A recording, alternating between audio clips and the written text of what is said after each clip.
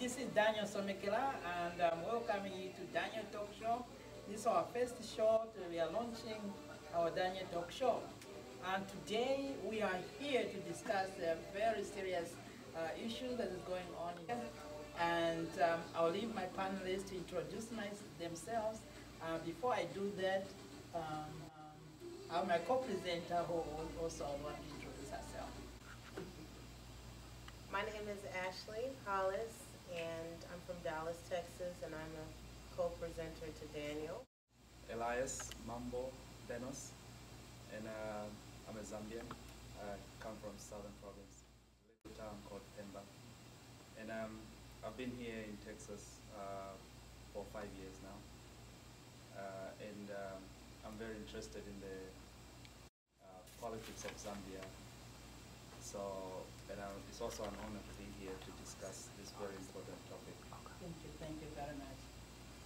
Hello, my name is Priscilla Chilanda. I come from a little town called Kitwe, Zambia. I've been here for 20 years. I'm a proud mother of 3, and I'm a mortgage underwriter, but I'm very interested in what happens in my country. I blog, I'm a political blogger on social media, and I'm very much interested to be here, to be a part of what Mr. Daniel Somekela is beginning to do right here. And this is just the beginning. Thank you. Thank you very much. My name is Willis Mulenga Musonda. I'm originally from Mufulira and Luanshya, and lived in Lusaka before I came to the United States. I've been here 11 years total. I lived 5 years in Pittsburgh, Pennsylvania, and I live here now in Frisco for the past 6 years. It's a great honor to be part of the Daniel Talk Show, and it's especially that we are in the diaspora, and we don't get these many chances to discuss the happenings in our country. So I'm very happy to be here. Thank you very much. Thank you. My name is David Dambre. I'm from Ghana. I've been in this country for almost 13 years. I served in the military here. I got deployed to Iraq 3 times, and I came out safe and sound. That's a blessing. So currently I'm pursuing a PhD program in conflict analysis and resolution, University of American University. So I'm interested in African issues so much. I'm a Pan-Africanist.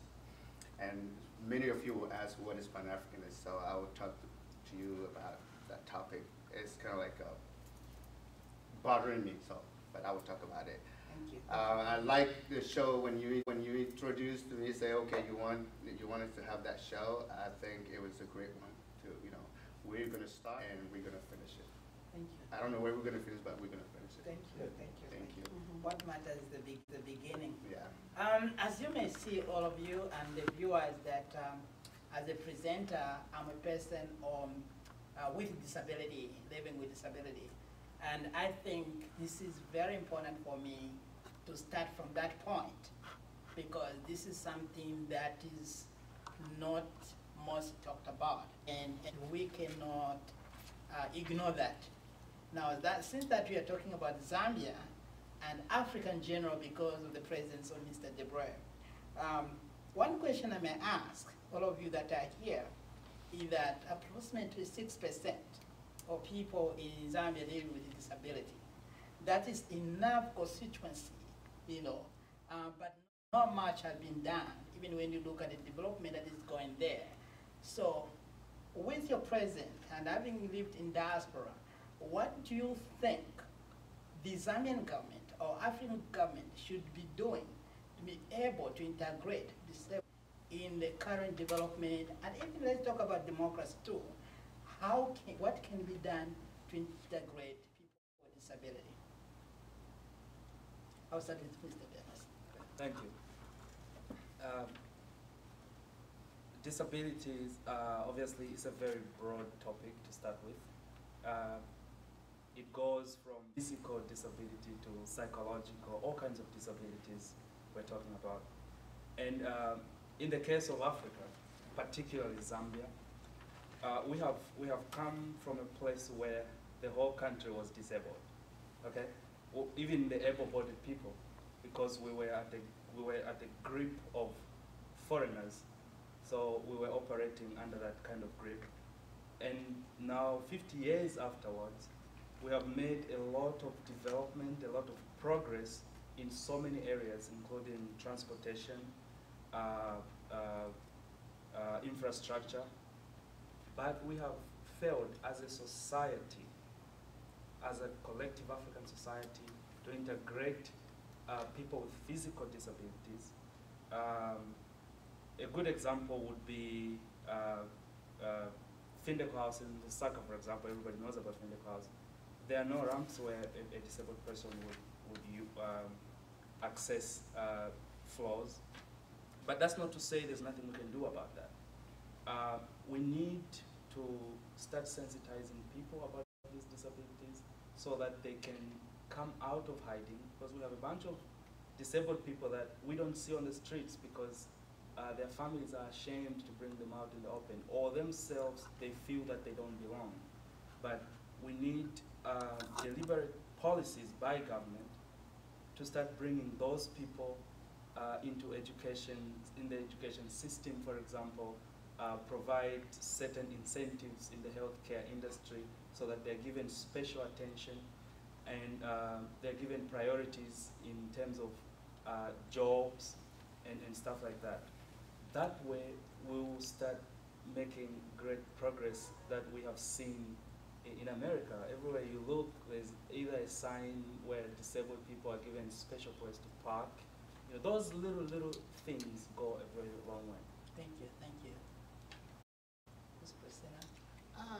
When we talk about disability and the disabled people or the population of the people living with disabilities in Zambia, it's a very sensitive issue. It's a very sensitive topic, and not only Zambia, but I think I'm just going to say in Africa. Let me go back to Zambia being a young democracy. America has come a long way to where they are right now. Disabled people, that population in Zambia, for them to come to where they are here in America, I think it's going to take a very long while.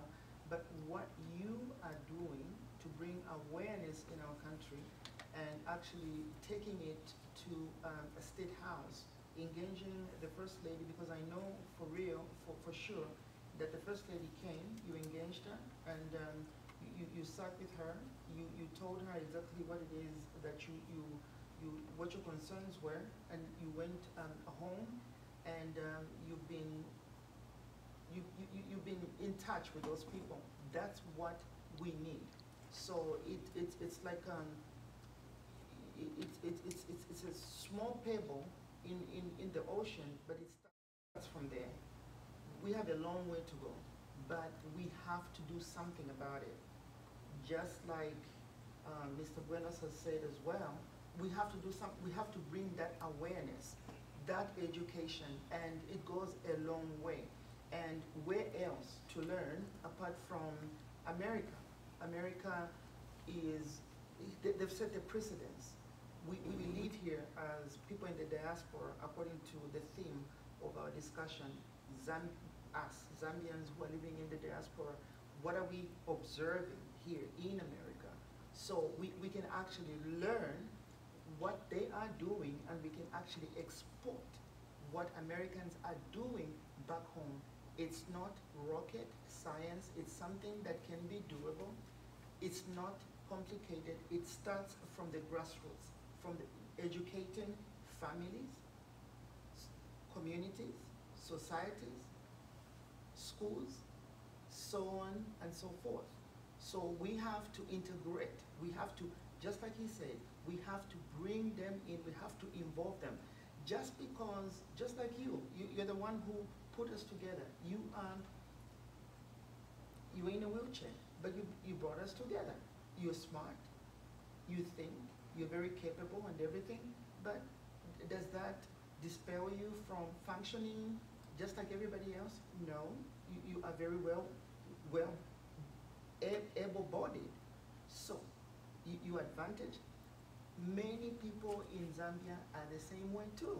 So we have to get to a point where we give people a chance, just like you, so that they can express themselves, so that they can actually be able to function just like everybody else. How do we do that? We have to empower them. How do we empower them? We have to export. We have to export the ideas that we're getting here in America. Because America is a very great example when it comes to people living with disabilities. Thank you very much.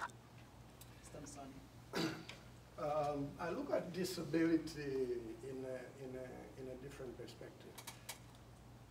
Society at large is expected to take care of vulnerable members of society. Like Sister Priscilla has mentioned, for example, in the United States, you know, the disabled have, I'm not going to say an upper hand, but they are taken care of, you know, a person with disability. You even as drivers here, you are not going to park where there is a disabled mark, you'll be charged for that. I think the whole thing is based on the goodwill of the government. If the government is willing and able to do it, they must really try to uphold the rights and abilities of the disabled people. Look at all minorities, for example, in our country, Zambia. At one time, we even had a ministry of or was it the vendor's desk? I remember under President Frederick Chiluba. The vendor's desk was supposed to be taking care of the marketeers and the vendors in the streets and things like that, because the president at that time noticed that that was a minority group. Why don't we do it just like we have done it with women and children? There's a ministry of women and children combined together. What about the vulnerable in society, the disabled? What are we doing about making ramps, like Beno said, ramps for their wheelchairs to go to hospitals, to, you know, most institutions in Zambia do not have that, you know. And while I was in Zambia, I would have seen, we have the disabled parkings, but you know, people disregarded that with impunity. So really, if government can put its head itself in order, this can be done, because this is a vulnerable group of people that must be assisted. Priscilla alluded to the fact that being disabled physically does not mean you are impaired mentally or something, no. Just to add on, you remember President Kenneth Kaunda? I think he did something towards that. He even appointed a disabled minister, Lazarus Tembo, if you remember. He was a blind deputy minister. So it is the will of the government. If the government can promote that, we all look to the government to do certain things. And if the government can start with that first step by recognizing the disabled and then recognizing them as an entity that needs help, I think we'll be in the right direction. Thank you very much. Mr. Deborah. Well, I'm just going to add a little bit to it. Disability in Africa is a non-issue. Why am I saying it's a non-issue? Because people don't see disability as something that can be weighted into the society. When you're a disabled person in Africa, you're probably a witch or something wrong happening to you, and they don't want to associate themselves, you know, with you. That is the key problem. Now, my brother here is talking about government. We have to look at things from a different perspective. I don't think we can rely on government to pass policies that will affect all of us. However, I believe that we should start from our small communities. If we start from our small communities, people are building, there are private citizens who are building their own houses. And when you go to a private citizen's house, what do you see? They still build the same way as government is building. So what does that tell the government, or what does that tell other people? So if you build a house in your home and you think about, okay, maybe somebody might come to your house and being disabled. So how can that person access your facility or your house? So if we begin doing those, taking those small steps, I think the government will see that, okay, the people are doing something that we're supposed to do, and they will take action. So we need to start from the small baby steps to move it up. Now, disability, like you said, in Ghana, for instance, we don't have those roads. We don't have sidewalks. We don't have those accesses. Why? They think disabled people have no place in society. So that is where we need to look at the issue from. Other than that, government, what can they do? They cannot do everything for us. Thank you very much. Coming back to the main topic that we are discussing today, maybe let's look at democracy. Zambia is the baby democracy since 1991 when Zambia became a multi-party state. But now, since then, do we think that actually we have achieved a democratic process as it should be in terms of transparency, accountability, the rule of law, and actual respect for human rights? We have just talked about disability here, you know, so are we really achieved a democracy in Zambia? Let me start with, I'll go with Dr. Moore, because generally maybe you can explain what democracy is and how it can be integrated. Well,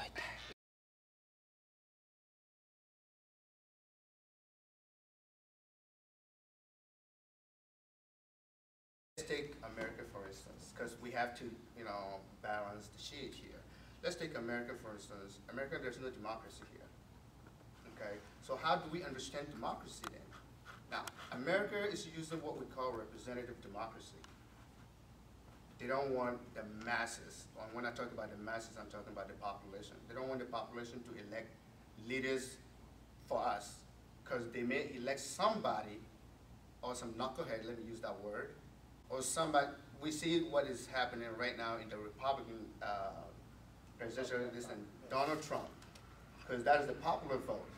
And then they brought him there. Just imagine if we have somebody like that, okay? So democracy in Africa, or in Zambia specifically, I think we're not up there yet. We're not up there, and we don't need a democracy. We don't need a direct democracy. The direct democracy is the cause of chaos in Africa. Because the more people get involved, yes, it is true. I know some of you may disagree with me on that point, which is okay. I have a reason why I say that, because it is a way to single out the good, the bad seed and take the good seed, which is America, which is what America is practicing right now. We see what happened in the UK. Do you think it's okay for them? As when they brought in referendum, now they came out of EU. Guess what is going to happen? There are implications to that. If we have time, we can go a little bit deeper. So democracy in Africa, my brother, it is a big issue. So people think like, oh, we should have the right to do everything. No. And I will come up with your I think you have touched on a lot of issues, direct democracy and indirect democracy, which probably wasn't in our mind yet. But anyway, we will still talk about it. Mr. Msonda. Well, democracy is, in my opinion, relative. Talking of my country, Zambia, I think comparatively we have done very well. We may be wallowing in poverty, poor economy, but one branch of government that is really strong is the judiciary, for example. I mean, democracy is embedded in a constitution. And I'm very cognizant that just last year or early this year, you know, they passed the new constitution, and we're always talking about that. Though it's frustrating, I would say, because these are things that should be hastened. You know, we need a good democracy for the country to develop. But comparatively, Zambia has done well, and we are working towards that. Compared to democracies like, and in fact, it would be unfair to compare the democracy of the United States, which is like over 200 years. Is it 234 or something? Yeah, they've written it, rewritten it, revised it, amended it, and you know, we are marching towards that. And democracy, like I said, is relative. It can be a different thing in one country and completely different in another country. It should be what suits that country. But as a Zambian, I would say I'm really proud. Zambia is heading towards towards democracy, though I get disappointed by what happens in Parliament with the politicians. Single bills that were supposed to pass, they remove this, they remove that, you know, I don't know why they do that. I think we need to talk more about that. But on the whole, I'm proud we are marching towards Thank you. Ms. Priscilla.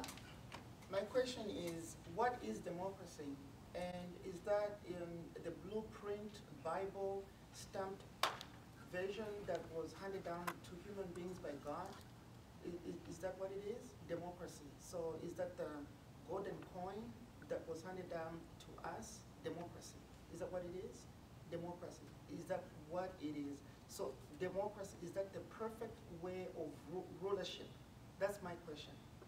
That's my question. And just like, we can argue, just like it's been modified here in America, it's been modified, it's been improved, it's been this, da-da-da-da-da-da. So what is what is this thing called democracy? I'll go to Libya, Gaddafi, the way they killed him. Why did they kill him? That's another story for another day. I'll go to Iraq. Why did they kill him? He had his grip on his people. You know, he knew how he was handling his own people. Now look at what's happening in Iraq. You know what I mean? So what is democracy? You know, and so, I'm just throwing in those tidbits. Yeah, sure, what is democracy?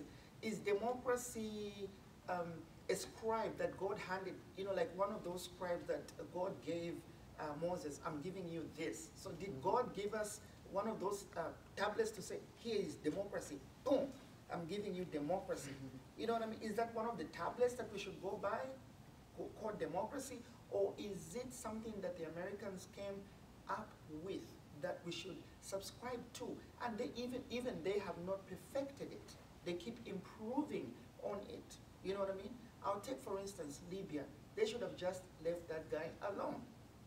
Who are they to say, I won't delve into that. That's just my opinion. Right. Even Iraq, who are they? You know what I mean? So they're going to be policing the world and telling people how they should live and da-da-da-da. Democracy, when they can't even take care of their own stuff, their own situations in their own backyard. Look at Donald Trump running wild. Democracy. So what is democracy?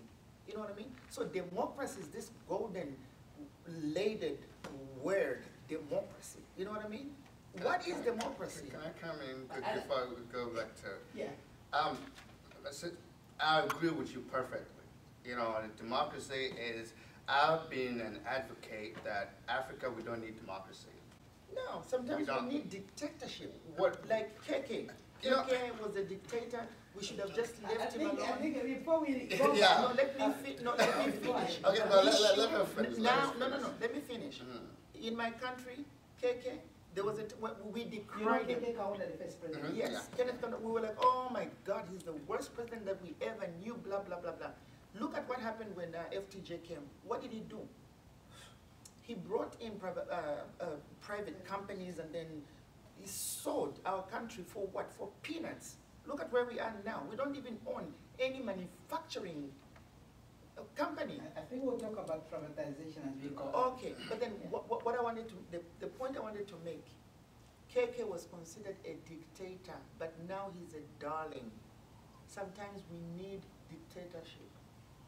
Sometimes we do. Just like Saddam Hussein was a dictator, they should have just left him alone. Libya, they should have sometimes just leave them alone. Just leave them alone. Mr. Moderator, I think maybe I beg to disagree with my sister, especially on the In my earlier statement, I said democracy was relative. And what is considered democracy, for example, in the United States, should not necessarily be the same democracy like in Zambia. We have traditions. They have traditions. Libyans have traditions. Muslims have traditions. So democracy can only be representative of a society in conjunction with their morals and, you know, for lack of a better term, their laws of the land. Just like my sister is saying, maybe Gaddafi, he surely had a hold of his people. So maybe they could have. But Kaunda, I was one of those youths a long time ago. I was the NIP youth. When I was at school, Kaunda was, I mean, he had a hold of. Aren't we missing a little of Kaunda today? We are, because there's, I miss him yeah, a lot. there's total indiscipline. But I wouldn't necessarily call him a dictator, because what he did, I think, was necessary. The cabinet, you heard, when Kaunda had a press conference, everything was quiet. He was even firing the guy seated next to him without him knowing. With impunity. Yeah, so, you know, and he had there was very little corruption. Corruption was there, but, you know, he stamped it out. So, relatively, but for example, the West, the United States, England, and all the developed powers, they called him a dictator. But he was not really a dictator.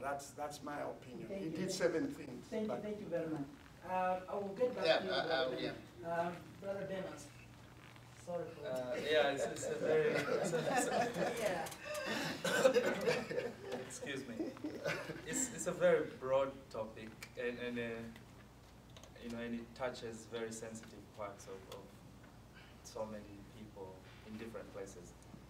But particularly in Zambia, democracy, for me,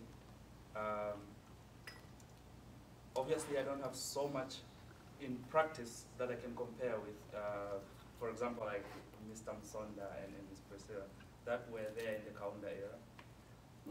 But I'll say that in the Zambian context, I think that whether what we have is called democracy or not, I'm not sure it should be democracy. We have totally abandoned who we are as a people. We should be practicing Ubuntu. Thank you.